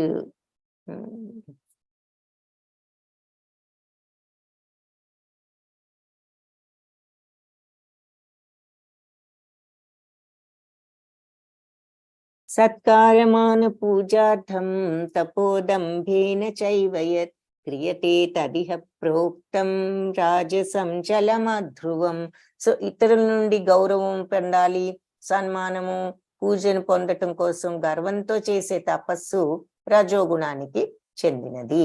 ఇది అస్థిరము, అశాశ్వతము, అంటే దీనివల్ల ఏమి బెనిఫిట్స్ కూడా ఉండవు అని చెప్పి చెప్తున్నారు. సత్కారమాన పూజార్థం అంటే అందరి దగ్గర నుంచి సత్కారాలు, గౌరవాలు, పూజలు అందుకోవాలనే ఉద్దేశంతో తపోదంభేన చైవయత్, గర్వంతో చేసే పనులు, క్రియతే తదిహ ప్రోక్తం, సో అవేవి ఇక్కడ గాని పైలోకంలో గాని, తద్ ఇహ అంటే ఈ లోకంలో గాని పైలోకంలో గాని ఏమి మనకు శాశ్వతం కాదు. రాజసం చలం అధ్రువం, ఇవి ఈ రజోగుణంలో చేసేవి, ఇవి చలము, అధ్రువం అంటే స్థిరమైనవి కాదు, పర్మనెంట్ కాదు, అస్థిరమైనవి. చలం అంటే కదిలేవి అని అర్థం. అంటే ఇక్కడ అర్థం ఏమిటి అంటే దే ఆర్ నాట్ స్టేబుల్, కాదు, మనకి ఏ బెనిఫిట్ ఉండదు, అధ్రువం, అశాశ్వతం అని చెప్తున్నారు. సో ఒకళ్ళ దగ్గర నుండి గౌరవం, సన్మానం, పూజలు అందుకోవాలని గర్వంతో చేసే తపస్సు రజోగుణానికి సంబంధించినది. ఇది అస్థిరము, అశాశ్వతము. ఇక్కడ ఈ వ్యక్తి పని చేస్తున్నాడు, దా మొహం అంత డీప్ గా పెట్టుకుని చేస్తున్నాడు, తప్పులేదు, ఇంత కష్టపడి పని చేస్తుంటే ఈ తప్పే ఉందని మనకు అనిపిస్తుంది. అక్కడ పని చెయ్యడం కాదు, దానిలో ఆ పని వెనక ఉండే మనస్తత్వం ఏమిటి, ఏ ఉద్దేశంతో నువ్వు చేస్తున్నావు. నువ్వు పని చెయ్యాలి, ఇది నా బాధ్యత అనుకోవడం లేదుగా. ఇక్కడ ఏమనుకుంటున్నాడు, అందరికంటే నేను ముందు చెయ్యాలి, నేను బాగా చెయ్యాలి. అంటే బాగా చేయాలనుకోవడంలో తప్పులేదు, కానీ ఎందుకు బాగా చేయాలనుకుంటున్నాడు, ఎందుకు ముందు చేసేయాలనుకుంటున్నాడు, నాకప్పుడు ఫస్ట్ వస్తుంది, నన్ను అందరూ గౌరవిస్తారు, నన్ను అందరూ సన్మానిస్తారు, ఇదేదో నేను ముందు కనుక్కున్నాననేది అది నాకు వస్తుంది అనేటటువంటి, అంటే ఉద్దేశ్యాన్ని బట్టి ఇక్కడ వాళ్ళ స్వభావం చెప్తున్నాం అక్కడ. సో ఏ స్వభావంతో, ఏ ఉద్దేశ్యంతో వాళ్ళు పనులు చేస్తారు అనేది ఇక్కడ ముఖ్యం అదనమాట. సో ఆ ఇంట్రెస్ట్ తో చేస్తున్నాడు, ఇది నా బాధ్యత అన్నట్లు చేయడం లేదు. కాబట్టి అందరితో గౌరవం, పూజలు అని గర్వం కోసం, గొప్ప కోసం చేసినప్పుడు అది రజోగుణానికి సంబంధించినది అని చెప్పి చెప్తున్నారు. తపస్సు అంటే బిహేవియర్, అందరితో మెప్పించుకోవాలి అనే ఉద్దేశంతో మనం ఏదైనా చేయడం రజోగుణానికి సంబంధించిన ప్రవర్తన అన్నమాట. మూఢగ్రాహీణాత్మనో యత్పీడయా క్రియతే తపః పరిస్యోత్సాదనార్థం వా తత్తామసం ఉదాహృతం. సో మూఢత్వంతో యత్పీడయా క్రియతే తపః, వాళ్ళే హింసించుకుంటూ చేసే తపస్సు పరస్యోత్సాదనార్థం అంటే అవతల వాళ్ళని నాశనం చేయడానికి గాని, లేదంటే గాయపరచాలని గాని చేసేటటువంటి తపస్సు తామసం ఉదాహృతం, తమోగుణ తపస్సు అని చెప్పబడుతుంది. సో మూఢత్వంతో వాళ్ళే హింసించుకుంటూ మరి ఇతరులను నాశనం చెయ్యాలి అని చేసేటటువంటి పనులు ఏదైనా సరే తమో గుణ తపస్సు అని చెప్తున్నారు. సో మనం ఈ అజ్ఞానంతో వాళ్ళని వాళ్ళే హింసించుకోవటం. ఇక్కడ ఉదాహరణగా ఏం చూపిస్తున్నారు, మరి ఆ రోజుల్లో రాక్షసులు కొందరు ఇలా ఏదో అగ్నిలో వాళ్ళని వాళ్ళు కట్ చేసుకుని ఆ రక్తాన్ని తీసుకువెళ్ళి అగ్నిలో వేస్తూ యజ్ఞంలో ఇలాంటివన్నీ చేయడం, మూఢత్వంతో వాళ్ళని వాళ్ళు హింసించుకుంటూ ఎందుకు చేస్తున్నారు? ఇతరులను నాశనం చేయడం కోసం ఆ తపస్సు చేస్తున్నారు. అంటే నేను నాకు గొప్ప శక్తి కావాలి, నేను ఎవరి తల మీద చేయబెడితే వాళ్ళు పోవాలి, వాళ్ళు భస్మం అయిపోవాలి, ఇలాంటి ఆలోచనల కోసం, ఇలాంటి కోరికల కోసం తపస్సు చేస్తున్నారు. ఏమిటి మరి అక్కడ? ఇతరులను నాశనం చేయడం కోసం. సో ఇలా మూర్ఖత్వంతో చేసే తపస్సు తమో గుణానికి సంబంధించింది. ఈ రోజుల్లో ఎగ్జాంపుల్ ఏమిటి అంటే మనం ఏం చెప్పుకోవచ్చు, వాళ్ళని వాళ్ళే హింసించుకుంటూ, అంటే మరి చెడు అలవాట్లతో, మరి డ్రింకింగ్ కానీ, స్మోకింగ్ కానీ, డ్రగ్స్ కానీ ఇవన్నీ వేసుకున్నప్పుడు వాళ్ళ ఆరోగ్యాన్ని వాళ్ళు చెడగొట్టుకుంటున్నారు. తర్వాత ఈజీ ఎగ్జాంపుల్ అనమాట ఇది. అలా వాళ్ళు చెడగొట్టుకుని ఎదుటి వాళ్ళకు కూడా మరి బాధ కలిగిస్తున్నారు. వాళ్ళ యొక్క ఫ్యామిలీ మెంబర్స్ అవ్వనివ్వండి, లేదంటే వాళ్ళు ఇలా త్రాగటము, వీటి వల్ల డబ్బులు సరిపోకపోతే ఎదుటి వాళ్ళ దగ్గర మరి డబ్బులు తీసుకోకూడని విధంగా తీసుకోవడము, ఇంకా వేరే ఏదైనా హాని చేయడము, ఇలాంటివన్నీ కూడా జరుగుతాయి. సో అది ప్రెసెంట్ డేలో తమో గుణ తపస్సుకి ఒక ఎగ్జాంపుల్. బిహేవియర్, ఇక్కడ తపస్సు అంటే బిహేవియర్ అని మనం అర్థం చేసుకోవాలి, ప్రవర్తన. సో తమో గుణ ప్రవర్తనలు ఎలా ఉంటాయంటే వాళ్ళని వాళ్ళు హింసించుకుంటారు, ఎదుటి వాళ్ళని యొక్క నాశనాన్ని కూడా కోరుతూ ఉంటారు అన్నది ఇక్కడ తమో గుణాన్ని తపస్సుకు అర్థం. దాతవ్యమితి యద్దానం. సో ఇప్పుడు మనం ఇక్కడ ఎంతవరకు చూసాం? శ్రద్ధ చూసాం, ఆహారం చూసాం, యజ్ఞం చూసాం, స్వభావం చూసాం. ఇప్పుడు ఈ తపస్సు స్వభావం అంటే శారీరక స్వభావం వరకు చూసాం. సో వాక్కు అనేది కూడా ఎలా ఉండాలి అనేది ఇక్కడ మనకు భగవంతుడు చెప్తారు. ఆ శ్లోకం ఏమిటో నేను ఒకసారి ఇక్కడ చూసి చెప్తాను. దాని మీనింగ్ ఇక్కడ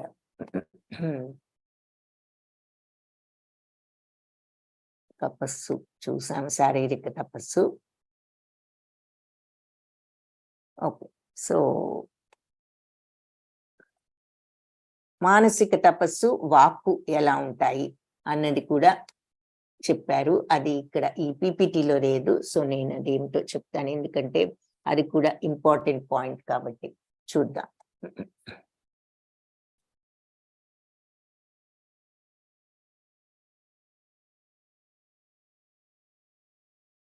సో మానసిక తపస్సు ఎలా ఉంటుంది అంటే మన ప్రసాద సౌమ్యత్వం, మౌనమాత్మా వినిగ్రహ, భావ సంశుద్ధిరిత్యేతత్ తపో మానసముచ్యతే. సో ఇది మానసిక తపస్సు అంటే ఏమిటి? తృప్తి, సరళత్వం, మౌనం, ఆత్మనిగ్రహం, అస్తిత్వం, పవిత్రమనర్చుట అనేవి మానసిక తపస్సు. సో దేనికైనా తృప్తి అనేది ఉండాలి. ఇక తృప్తి లేకపోతే మరి ఇంకా కోరికలతో ఎప్పుడు ఆందోళన, మరి తద్వారా మరి కామము, కోపము, క్రోధము, మద మాత్సర్యము, ఈర్ష్య, అసూయలు అన్ని డెవలప్ అవుతాయి. సో కంటెంట్మెంట్ అనేది ఉండాలి. ఉన్న దానితో సంతృప్తి పడి మన అవసరాలకు తగినంతగా ఉన్నప్పుడు సంతృప్తి పడాలి. సరళత్వం, మరి ఆ సరళత్వం, మృదుత్వం అది ఉండాలి. మౌనం అంటే ఎక్కువగా మాట్లాడకపోవటం. మౌనము అంటే రెండు విధాలు. పైకి మాట్లాడకుండా, నోటితో మాట్లాడకుండా ఉండటమే కాదు, మనస్సును కూడా మౌనంగా ఉంచుకోవటం. అంటే అన్నెసెసరీ థాట్స్ వల్ల ఉపయోగం లేదు, అవి మనకు లేనిపోని ఈ అరిషడ్ వర్గాలు క్రియేట్ చేయటం తప్ప. సో మనస్సును మనం లగ్నం చేస్తే భగవంతుడి మీద లగ్నం చేసి మనం మౌనంగా ఉంచటం, థాట్స్ వేస్ట్ అని మనస్సును కూడా మౌనంగా ఉంచటం. ఆత్మనిగ్రహం అంటే సెల్ఫ్ కంట్రోల్. అంటే ఏంటి? సెన్సెస్ ని, మైండ్ ని కంట్రోల్లో ఉంచుకోవడం. ఇవన్నీ పవిత్రమనర్చుట అనేవి మానసిక తపస్సు అని చెప్పి, పవిత్రంగా ఉండటము, ఇవి మానసిక తపస్సులు. ఇకపోతే వాక్ తపస్సు ఎలా ఉంటుంది అని చూద్దాం. బట్ మానసిక తపస్సు చూసాము. సో వాక్ తపస్సు అనుద్వేగకరం వాక్యం సత్యం ప్రియాహితం చయత్ స్వాధ్యాయాభ్యసనం చైవ వాంగ్మయం తప ఉచ్యతే. అనుద్వేగకరం, ఉద్వేగం లేకుండా మాట్లాడాలంట.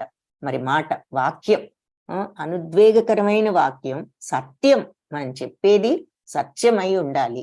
ప్రియహితం అంటే అవతల వాడికి వినటానికి ప్రియమైనది అయితే చెప్పాలి, వాడికి అప్రియమైనది అయితే చెప్పకూడదు అంటున్నారు.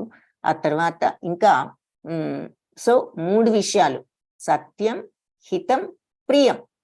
సత్యమై ఉండాలి, అవతల వాళ్ళకి వినడానికి ప్రియమైనది ఉండాలి. హితం అవతల వాళ్ళకి ఉపయోగపడేదైనా, మనం చెప్పేది హితకరమైనదైనా వాడికి అహితకరమైనది అంటే వాడికి చెడు కలిగించేది, వాడికి ఏదైనా లాభం కలిగిస్తుందా లేదా, లాభం కలిగిస్తుందంటేనే చెప్పు, అతనికి బెనిఫిషియల్ అయితేనే చెప్పు, అతనికి వినడానికి ఇష్టమైంది అయితే చెప్పు. నిజం ఫస్ట్ థింగ్, అది నిజమా కాదా, సత్యం అయితే చెప్పు. ఈ 3 టెస్టులు చేసుకుంటే మనం అన్నెసరీ మాటలు చాలా తగ్గించుకోవచ్చు. సత్యం, హితం, ప్రియం, ఈ 3 మాటలు కనుక మనం గుర్తుంచుకున్నట్లయితే మనకు ఈ ప్రాబ్లం ఉండదు. So 1 second. హరే కృష్ణ మాతాజీ. హరే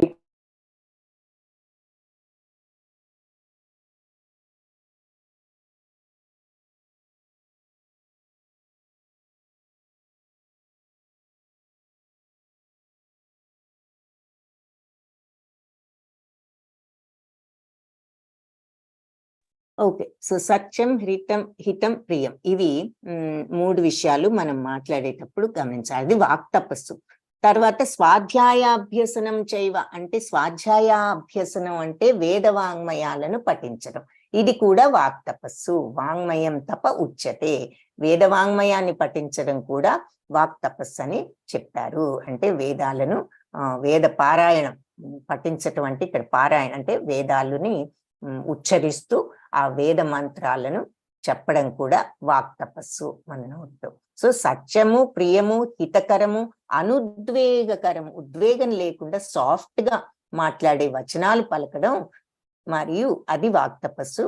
ఇంకా నిత్యం వేద పారాయణం చేయటం కూడా వాక్కునకు సంబంధించిన తపస్సు అని చెప్పారు. సో ఇది చాలా ఇంపార్టెంట్, మనం ఎప్పుడు మాట్లాడుతూ ఉంటాం కాబట్టి ఈ వాక్ తపస్సు అనేది అంత ఇంపార్టెంట్. ఎలా మాట్లాడాలి అనేది చెప్పారు. సో ఎలా మాట్లాడాలి, ఉద్వేగం లేకుండా మాట్లాడాలి. మాట్లాడేటప్పుడు మన మాట సత్యమైనదేనా, హితమైనదేనా, అవతల వాళ్లకు అంటే వాళ్లకు ఉపయోగపడేదేనా, ప్రియమైనదేనా, వాళ్ళకు వినటానికి మన మాట విన్నప్పుడు వాళ్ళకి ఇష్టంగా సంతోషంగా ఉండాలి. అంతేగాని వాళ్ళకి దుఃఖాన్ని, అప్రియమైనది, వాళ్ళకి ఇష్టం లేనిది చెప్పడం వల్ల నిన్ను వాళ్ళు ఇలా అంటున్నారు, అలా అంటున్నారు అని చెప్పడం వల్ల కరెక్ట్ కాదు. వాళ్ళకి అది వినడానికి ఇష్టం లేనప్పుడు ఎందుకు ఆ విషయాలు చెప్పడం, వాళ్ళ మనసును కలవర పెట్టడం తప్ప. సో ఒక ఎగ్జాంపుల్. సో అలా మనం మాట్లాడేటప్పుడు ఈ 3 టెస్ట్లు సత్యం, హితం, ప్రియం అనేది చెక్ చేసుకుని మనం మాట్లాడితే సగం ఉండదు. మనస్సును ఎలా నియంత్రించుకోవాలో చూసాం. పవిత్రంగా ఉంచుకోవాలని, మరి చిత్తశుద్ధితో ఉండాలని, అది మనస్సు యొక్క బిహేవియర్ అనేది చూసాం. సో ఇప్పుడు లాస్ట్ది దానం ఎలా ఇవ్వాలి అనేది చూద్దాం.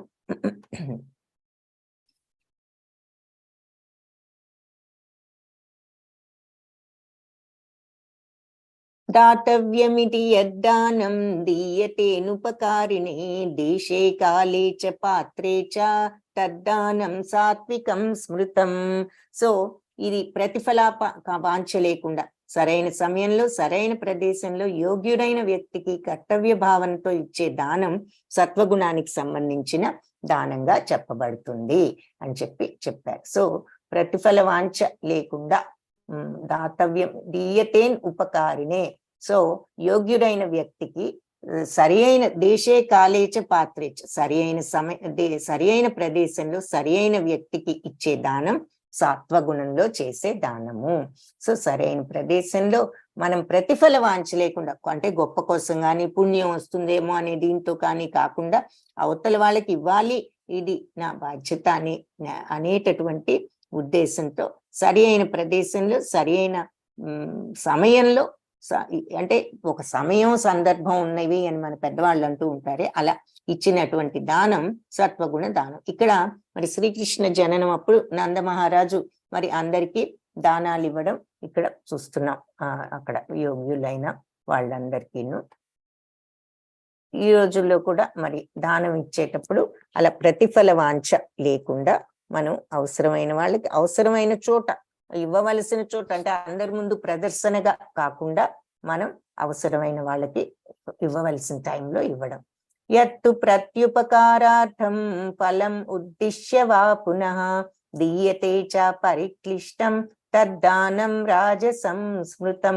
సో ఎవరైతే ప్రత్యుపకారం కోసం, అంటే ఇది ఇస్తే మనకి ఏం బెనిఫిట్ వస్తుంది, ఇదేదో బెనిఫిట్ వస్తుంది, ఈ డొనేషన్ ఇస్తే మనకి కాంట్రాక్ట్ ఇస్తారు, అట్లా ఏదో ఉపకారం కోసం, లేదంటే మన పేర్లు దాని మీద రాస్తారు అని ఏదైనా సరే ప్రత్యుపకారార్థం కోసమే చేసినప్పుడు ఫలితం ఉద్దిశ్య వా పునః తిరిగి ఏదైనా బెనిఫిట్ వస్తుంది అనే ఉద్దేశంతో గనక ఇచ్చినట్లయితే ఆర్ దీయతేచ పరిక్లిష్టం, లేదా ఇష్టం లేకుండా తప్పదురా ఇంకా ఎవరో వీళ్ళు అడుగుతున్నారు ఇవ్వకపోతే ఇంకా అందరూ ఏమనుకుంటారో ఏమిటో అందుకని ఇవ్వక తప్పదు అని బలవంతంగా ఇచ్చిన, మనసులో ఇష్టం లేకుండా ఫోర్స్ఫుల్ గా, ఈ 2 రకాల దానాలు రజోగుణ దానము అని చెప్తారు.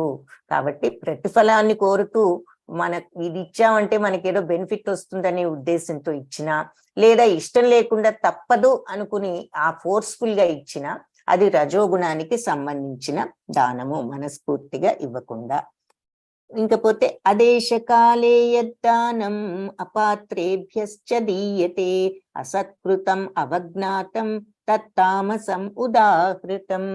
అంటే అదేశకాలే అంటే ఇవ్వకూడని చోట, అపాత్రులకు ఇవ్వకూడని వాళ్లకు ఇచ్చినప్పుడు అసత్కృతం అవజ్ఞాతం అంటే అగౌరవంగా సత్కారం, అలా అవతల వాళ్ళని అగౌరవపరుస్తూ వాళ్ళకి ఇన్సల్టింగ్ గా ఇచ్చేటటువంటి దానం తమోగుణ దానం.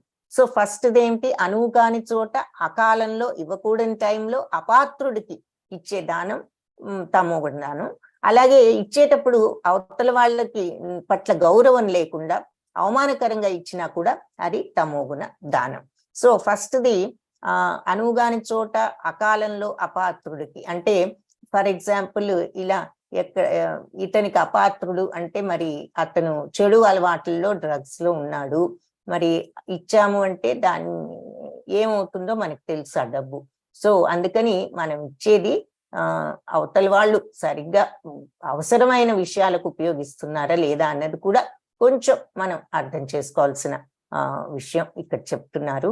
ఆ తర్వాత ఇచ్చేటప్పుడు అవతల వాళ్ళని నేను గొప్పవాడిని కాబట్టి ఇస్తున్నానని అవమానకరంగా ఇన్సల్టింగ్ గా అవతల వాళ్ళ మీద రెస్పెక్ట్ లేకుండా ఇవ్వటం కూడా తమోగుణ దానం. సో మనమేదో గొప్పని కాదు ఇవ్వటము, మనం అది అవతల వాళ్ళని, అది భగవంతుడి యొక్క రూపం అందరిలోనూ ఉంది అని రెస్పెక్ట్ అవతల వాళ్ళ మీద ఒకటి ఇస్తూ ఇవ్వాలి, కానీ మనమేదో ఎక్కువ వాళ్ళ మీద తక్కువ అనే అటువంటి ఉద్దేశంతో ఇన్సల్టింగ్ గా ఇవ్వకూడదు అని చెప్తున్నారు. అలా ఇచ్చినప్పుడు అది తమోగుణ దానం. ఎందుకు మరి, అందుకే కరెక్ట్ గా సత్వగుణ దానానికి ఇది ఆపోజిట్ అన్నమాట. సత్వగుణంలో ఏం చెప్పారు, ఫస్ట్ ప్రతిఫల వాంఛ లేదు, ఇదేమో రజోగుణం వాళ్ళకి ప్రతిఫల వాంఛతో చేస్తారు.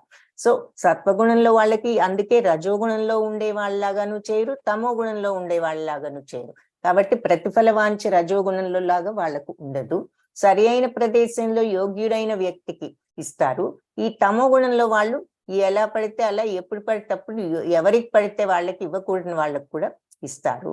తర్వాత కర్తవ్య భావనతో ఇస్తారు సత్వగుణంలో ఉన్నప్పుడు.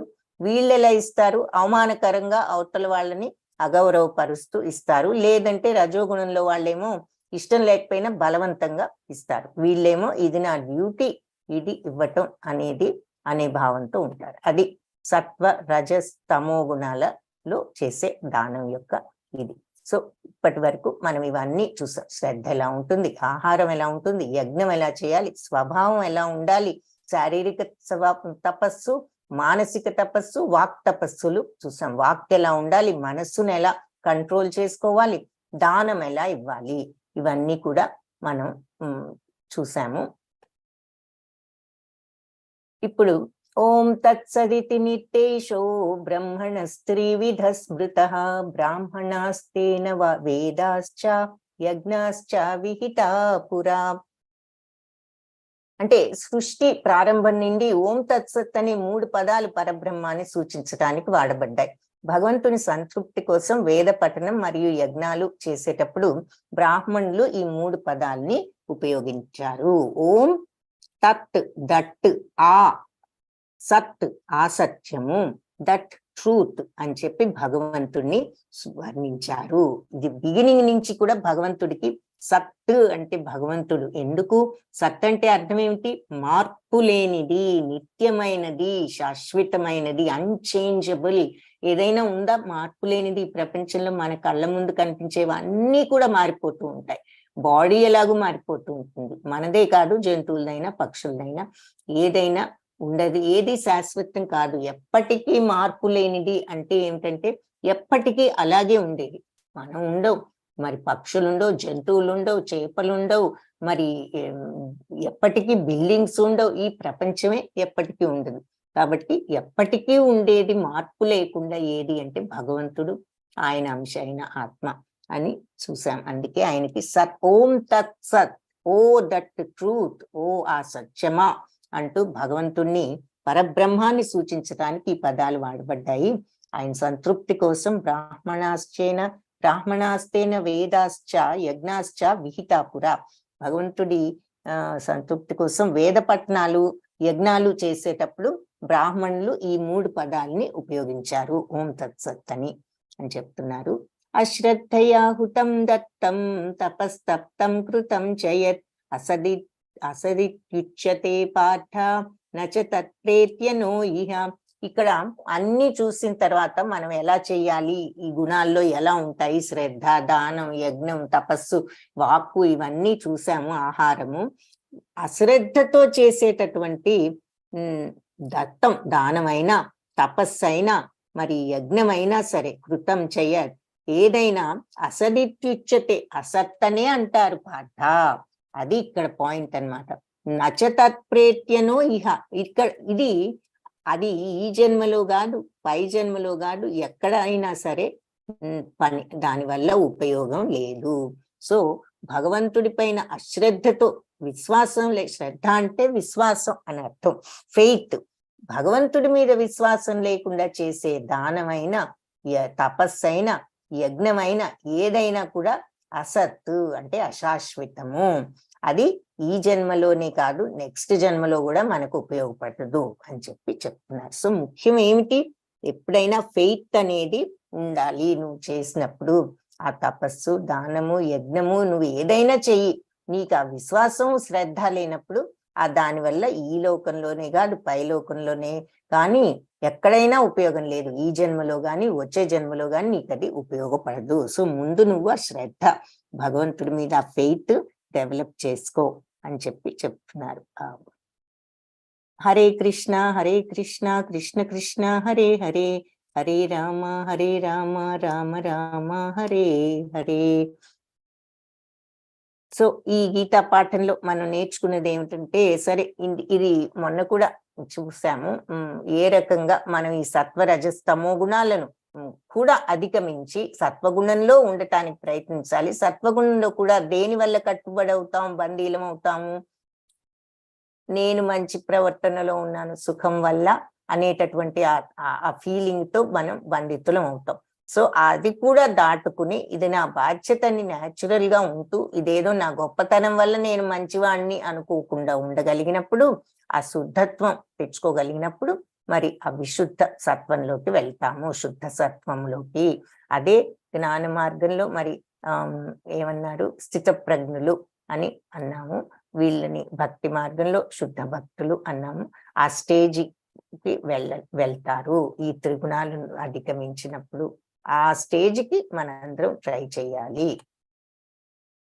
వాంఛా కల్పతరుభ్యశ్చ కృపా సింధుభ్య ఏవ చ పతితానాం పావనేభ్యో వైష్ణవేభ్యో నమో నమః.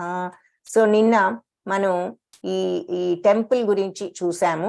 సో ఆ టెంపుల్ విషయం ఎవరైనా ఈ PDF పోస్ట్ చేశారు, మరి ఇస్కాన్ టెంపుల్ కన్స్ట్రక్షన్ జరుగుతోంది. ఎవరికైనా సరే ఇవ్వగలే శక్తి ఉన్నా, ఇచ్చే ఉద్దేశం ఉన్నా, ఇందులో ఫోర్స్ ఏమీ లేదు, ఈ టెంపుల్ జరుగుతోంది అన్నది మీకు చెప్పడం కోసం చూపిస్తున్నాము. సో అదొకటి చూపించాను. సో ఆ టెంపుల్ నిన్న మనం వీడియో ప్లే చేయలేకపోయాను, ఇప్పుడు చూపిస్తాను. నిన్న వీడియో కుదరలేదు.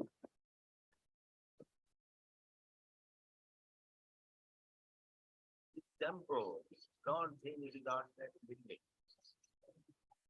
It's Vaikuntha. Hare Krishna, Hare Krishna, Krishna Krishna, Hare Hare, Hare Rama, Hare Rama, Rama Rama, Hare Hare.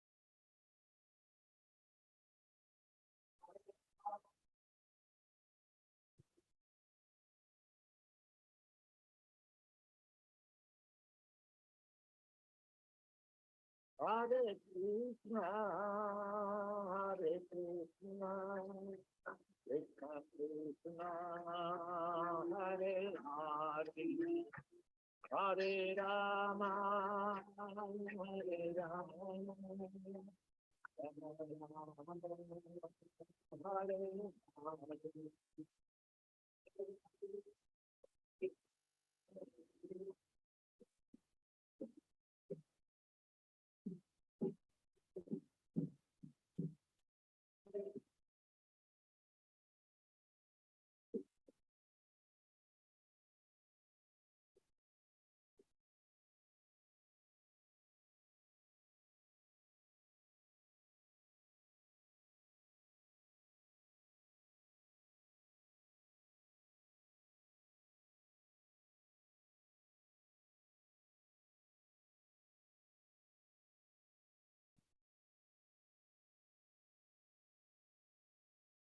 So ఇది ఇక్కడ మనం చూసినట్లయితే నిన్న మరి PDF లో కూడా మనం చూసాము.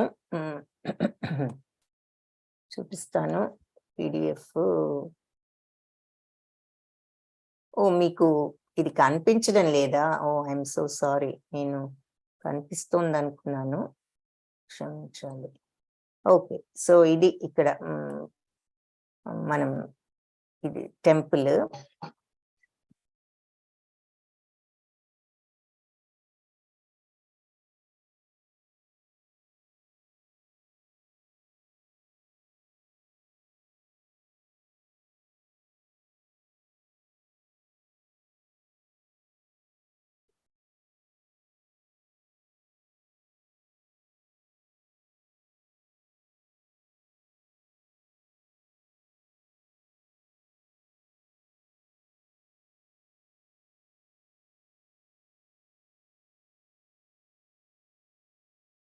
కనిపిస్తోంది కదా ఇప్పుడు అందరికి? ఇందాక నేను మర్చిపోయాను, అది చూపెట్టాను అనుకున్నాను.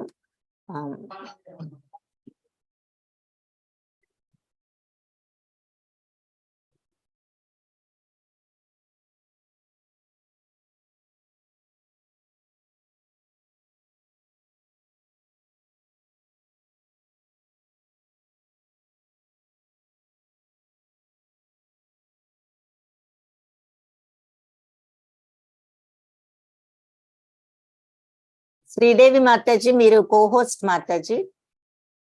Sridevi Mataji okay. Hare Krishna. Hare Krishna, Hare Krishna, Krishna Krishna, Hare Hare, Hare Rama, Hare Rama, Rama Rama, Hare Hare.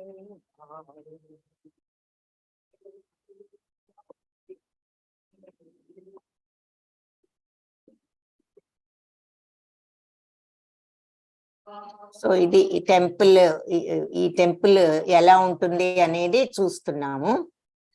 So ఈ టెంపుల్లో ఉన్న పార్ట్స్ అన్నమాట ఇవన్నీ. మరి భగవంతుడి విగ్రహాలు, ఆ తర్వాత బ్రహ్మచారుల ఆశ్రమం, ఆ తర్వాత మరి మెయిన్ టెంపుల్, ఆ తర్వాత ఓపెన్ ఎయిర్ ఆడిటోరియము, అన్నదానానికి స్టీమ్ కిచెన్, గోశాల, ఇవన్నీ కూడా ఇక్కడ మనం ఏర్పాటు చేస్తున్నారు ఇవన్నీ. సో సో ఇక్కడ ప్రభుజీ దీని గురించి కొంత చెప్తారు, విందాము. Is the temple at the basement? The temple construction has started, and very soon the pillars will come for the temple, and also what we see as the ashram. The construction already started there. You can see the pillars also coming, and the guest house we have made will be the guest house structure, and it's a very long building, but 2 floors will be below, because this side you can see a road, and then our property extends till the road. So all that is cut, that belongs to the temple, and we will have 32 rooms coming for the guests, all of you. And we have a dormitory coming, a huge steam kitchen will also come up there. And also we will have a restaurant, Govinda restaurant. Hare Krishna. Hare Krishna. So we will need your help so that we can finish this project. We want to finish within 1 year. So please be part of this so that very quickly we have this facility open for all of you. Hare Krishna. Hare Krishna. Rajesham Prabhuji మీరు అడిగారు link కావాలి donation కని. రోజు మాతాజీ వాళ్ళు links పెడుతూనే ఉన్నారు, మీరు చూడండి. మాతాజీ వాళ్ళు రోజు లింక్స్ పెడుతూనే ఉన్నారు. ఈ పీడిఎఫ్ కూడా పెట్టారు అనుకుంటున్నా కదా మాతాజీ, పీడిఎఫ్ కూడా పెట్టామా మాతాజీ? శ్రీదేవి మాతాజీ సో చూడండి ప్రభుజీ, ఈ పీడిఎఫ్ లో మరి ఈ లింక్స్ అన్ని నిన్న చూపించాను కదా ఎలా పే చేయాలి అని. ఇక్కడ ఇప్పుడు ఇది క్లిక్ చేసామంటే ఎక్కడికి వెళ్తాము అన్నది. సో ఇలా అది కనుక ఉదాహరణకు ఒకటి క్లిక్ చేస్తే మనం ఆ సేవా అమౌంట్ ఎంతో ఇక్కడ వస్తుంది. మన పేరు, మన ఈమెయిల్ ఇవన్నీ రాస్తాము. ఆ తర్వాత మనం ఫోన్ నంబరు,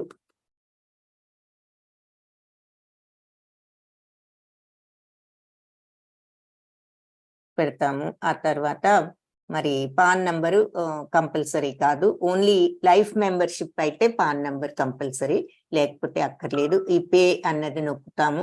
అప్పుడు మనకి ఈ ఎలా పే చేయాలో ఎన్నో ఆప్షన్స్ ఉన్నాయి. ఫోన్ పే ఉంది, గూగుల్ పే ఉంది, క్రెడిట్ కార్డు ఉంది, నెట్ బ్యాంకింగ్ ఉంది. ఎలా కావాలంటే అలా మనం పే చేసుకోవచ్చు. దానిలోకి వెళ్ళి ఉదాహరణకి ఫోన్ పేలోకి వెళ్ళి మన ఫోన్ నంబర్ పెట్టి పే నౌ అంటే అది వెళ్ళిపోతుంది. అలాగే గూగుల్ పేలో కూడా అంతే, వెళ్ళి ఫోన్ నంబర్ పెట్టి పే నౌ అంటే వెళ్తుంది. క్రెడిట్ కార్డ్ అయితే మనం కార్డ్ నంబరు, మన పేరు, ఎక్స్పైరీ డేటు, ఆ 3 డిజిట్స్ పెడతాం, పే నౌ అంటే సరిపోతుంది. నెట్ బ్యాంకింగ్ అయితే మన బ్యాంక్ ఏదో సెలెక్ట్ చేసుకుని, ఇక్కడ లేకపోతే మన బ్యాంకు సెలెక్ట్ డిఫరెంట్ బ్యాంక్ అనేది ప్రెస్ చేసామంటే మనకి ఇంకా లిస్ట్ కనిపించవచ్చు. సో అందులోకి వెళ్ళి లాగిన్ అయ్యి పే చేయొచ్చు. సో ఇలా ఎన్నో రకాలుగా పే చేయొచ్చు. బట్ లింక్ అయితే మీకు ఈ పీడిఎఫ్ లో ఎన్నో లింక్స్ ఉన్నాయి, రకరకాల సేవలు. మరి సుధామ సేవ, కూర్మ సుధామ, వరాహ సుధామ అని ఎన్నో రకాలుగా. లేదంటే 1 టైం సేవ, ఒక్కసారి ఎంతో కొంత ఇవ్వాలి అనుకున్నామంటే, ఇప్పుడు మనలో కొంతమంది ఈ డొనేషన్ అమౌంట్ కూడా బ్లాంక్ గా ఉంది. సో మనం 10 రూపాయలు ఇవ్వాలన్నా, 5 రూపాయలు ఇవ్వాలన్నా కూడా మన శక్తిని బట్టి ఇవ్వచ్చు. అది ఆ డబ్బు దేనికి వెళ్ళాలో కూడా సెలెక్ట్ చేసుకోవచ్చు. అన్నదానానిక, ఒక ఇటుకరాయిక, ఒక చదరపడుక, ఇంకా దేనికన్నానా అనేది. సో మన ఇష్టం. సో అన్నదానం సెలెక్ట్ చేసుకోవచ్చు. మన ఈమెయిల్ పెడతాము. అలాగే మన పేరు, మన ఫోన్ నంబరు ఇవన్నీ పెడతాము. ఆ తర్వాత పేరు, అడ్రస్, ఆ తర్వాత పిన్ కోడ్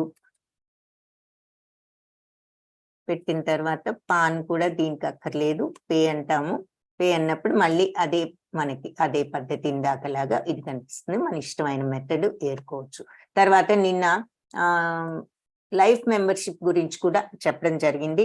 మరి ఆ లైఫ్ మెంబర్షిప్ దాని విలువ కొంచెం ఎక్కువే, 35,000 ఉంటుంది. ఇంటర్నేషనల్ లైఫ్ మెంబర్షిప్ అంటే ఎక్కడైనా మనం వెళ్ళి ఉండొచ్చు. అది 35,500 అయితే మనం ఒక్కసారి కట్టలేకపోతే 1 year లో డొనేషన్ ఇన్స్టాల్మెంట్స్ గా 1 సంవత్సరం టైం తీసుకుని కట్టొచ్చు. సో ఇన్స్టాల్మెంట్స్ ది క్లిక్ చేస్తాను, మీరు చూడొచ్చు. ఆ ఇన్స్టాల్మెంట్స్ దాంట్లోకి వెళ్తే మీకు అక్కడ 35,555 దాని ఇది. మనం నెలకి ఒక 3,000 చొప్పున ఏదో వేసుకుని కట్టొచ్చు. ఒకేసారి కట్టలేకపోతే, లేదంటే మన ఇష్టం ఒకేసారి అయినా కట్టొచ్చు. సో మనం ఈ ఇన్స్టాల్మెంట్ అమౌంట్ ఇక్కడ పెట్టి మన పేరు, మరి ఈమెయిల్, ఆ తర్వాత ఫోన్ నంబరు, ఆ తర్వాత మన అడ్రస్, మన పిన్ కోడ్ ఇవన్నీ మామూలుగా పెడతాము. ఆ తర్వాత ఇక్కడ మాత్రం ఐ థింక్ పాన్ నంబర్ అవసరం అనుకుంటున్నాను. అవసరం లేకపోతే మేబీ జస్ట్ ఇక్కడ మాత్రం date of birth, pan number, మీకు ఈ లైఫ్ మెంబర్షిప్ తో ఎక్కడికి వెళ్ళినా ఉచితంగా ప్రపంచంలో ఇస్కాన్ దేవాలయంలో మనం విజిట్ చేసినప్పుడు ఫ్రీగా ఉండొచ్చు ఫ్యామిలీతో సహా. ఆ తర్వాత మనకి ఒక భాగవతం సెట్ భాష్యంతో సహా దాదాపు 8-10 వాల్యూమ్స్ ఉంటుంది, 10 books అవి. ఆ సెట్ అంతా మన ఇష్టమైన లాంగ్వేజ్ లో పంపిస్తారు. సో మనం తెలుగు అని పెడితే తెలుగు భాగవతం పంపిస్తారు. సో అది. ఆ తర్వాత మరి టెంపుల్లో మన పేరిట మన పుట్టినరోజు నాడు, ఆ తర్వాత ఈ పర్వదినాలన్నిటికీ మన అర్చనలు చేయించడం కూడా జరుగుతుంది. సో ఇది మనం నిన్న చూసినటువంటిది. నిన్న ప్లే చేయటానికి ఎందుకో మూవీ ప్లే కుదరలేదు. సో అందుకని ఇప్పుడు ప్లే చూపించడం జరిగింది. సో ఇంకొకటి కూడా The Roche-Posay sunscreen blocks up to 98% of ఇది కూడా UV చూపిస్తాను. and helps prevent physical sun damage. The only sunscreen with Celox Shield, UVA, UVB protection, plus antioxidants. Okay, ఇది ఇప్పుడు చూసాము. ఇంకొక కూడా చూపిస్తాను. మాతాజీ మనకి లింక్ ఉన్నదా మాతాజీ? Level 2 లింక్ ఉన్నదా మాతాజీ? అది రేపైనా టైం ఉంటే ఈరోజు, లేదంటే రేపు చూపిస్తాను. ఇది మన ఈ కొత్త టెంపుల్ ప్రాజెక్ట్, ఇది కూడా నిన్న మనం చూసాము.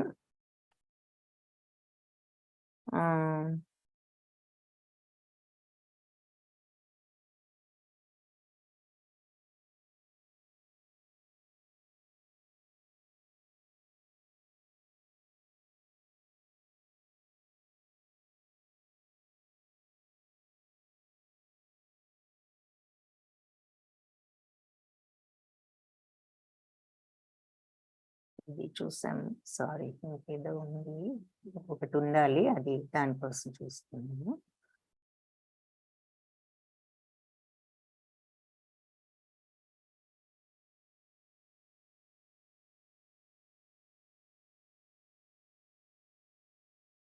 తర్వాత పోల్ కూడా స్టార్ట్ చేస్తాను. పోల్ చేసేటప్పుడు ఇది కూడా పెడతాను, చూడొచ్చు. Krishna dear devotees, ఇది చూడండి. I'm standing at the entrance of the project, and where I'm standing at this place, the big gap, is the place, the Raj Gopura or the Katta Gopura will come. And both the sides, we will have shops where we can distribute Bhagavad Gita in all the languages, all prashadam, various paraphernalia, chappal stand, all this will come at this place. The last stages of the temple. ఇదంతా actually ఇంకా ఏది start అవ్వకముందు ఇప్పుడు temple చాలా వరకు కూడా finish అయింది. అంటే కొంతవరకు ఫినిష్ అయింది, సగం పైన. సో నెక్స్ట్ ఇయర్ కి ఫినిష్ చేయాలని చూస్తున్నారు. సో అది ఇక్కడ మనం చూసేది. సో ఈ లింక్స్ ఇవన్నీ కూడా మాతాజీ మీకు పెట్టారు. సో మీరు చూడొచ్చు. ఓకే, హరే కృష్ణ. మన శ్రీదేవి మాతాజీ, హరే కృష్ణ మాతాజీ. సో ఈరోజు 17th చాప్టర్ పోల్ చూద్దాము. లెవెల్ 2 లింక్ ఒకటి ఉంటుంది, అది తప్పనిసరిగా రేపు చూపిస్తాను. ప్రతి జీవి ఈశ్వరుడి యొక్క భాగం అయితే భౌతిక ప్రకృతి యొక్క విధానాల ద్వారా అతడు ఎందుకు ప్రభావితుడవుతాడు? ఎందుకంటే అతడు ఆ పరిస్థితుల్లో సౌకర్యంగా ఉన్నట్లు భావిస్తాడు. బి, ఎందుకంటే కేవలం భౌతిక స్వభావం కలిగిన విధానాలు మాత్రమే అతనికి అందుబాటులో ఉన్నాయి. సి, ఎందుకంటే అతడు ప్రభువుతో తన సంబంధాన్ని మర్చిపోతాడు.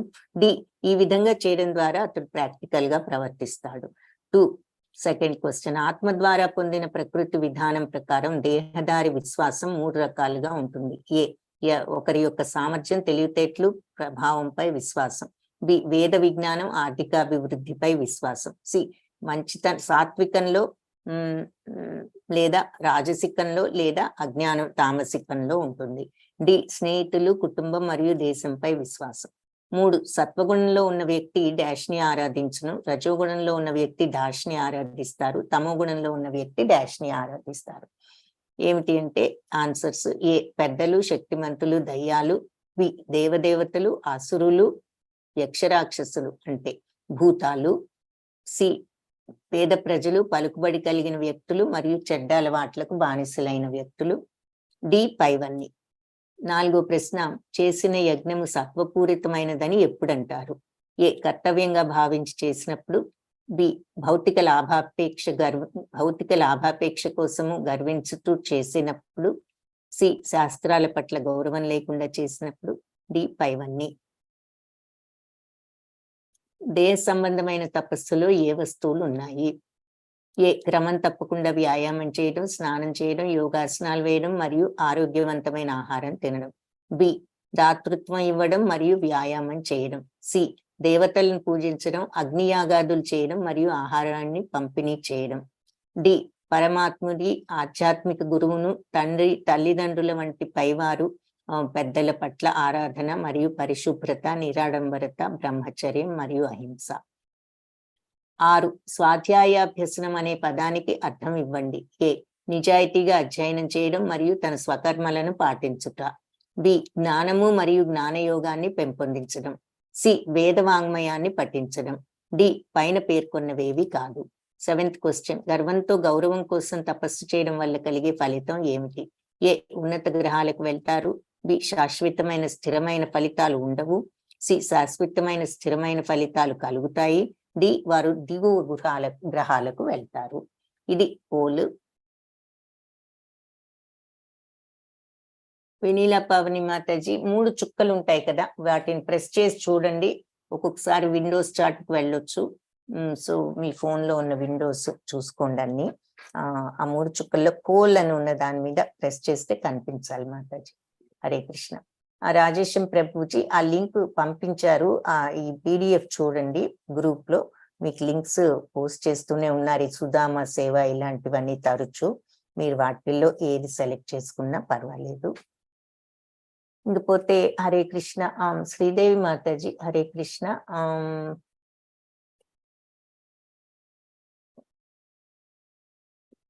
సైన్ అవుట్ అయిపోయినట్టున్నారు మాతాజీ. ఓకే. సో ఈ లెవెల్ 2 అనేది ఒకటి ఉన్నది, నెక్స్ట్ క్లాస్. దాంట్లో అన్ని శ్లోకాలు చూస్తాము. ఫ్రైడే, సాటర్డే ఈవినింగ్ 8:15 ఉంటుంది ఆ క్లాస్.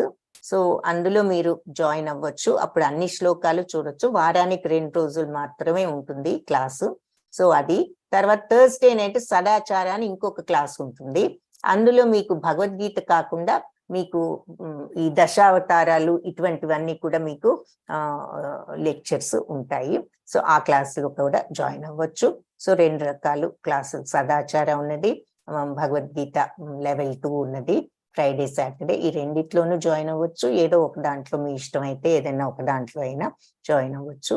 సో ఆ డీటెయిల్స్ మళ్ళీ రేపు చెప్తాను. ఇకపోతే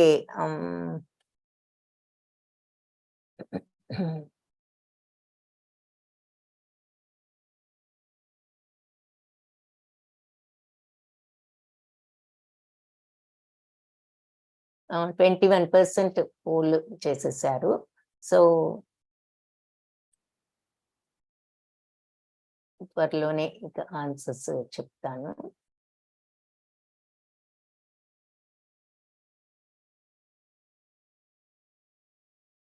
లెవెల్ 2 లింక్ మాత్రం ఈరోజు ఇంకా రాలేదు. నేను రేపు ఆ లింక్ చూపిస్తా. అంటే రిజిస్ట్రేషన్ లింక్ వెరీ ఈజీ, అది ప్రెస్ చేస్తే ఆటోమేటిక్ గా అదే అన్ని ఇన్ఫర్మేషన్ మీకు ఇస్తూ ఉంటుంది. బట్ రేపు మళ్ళీ చూపిస్తాను.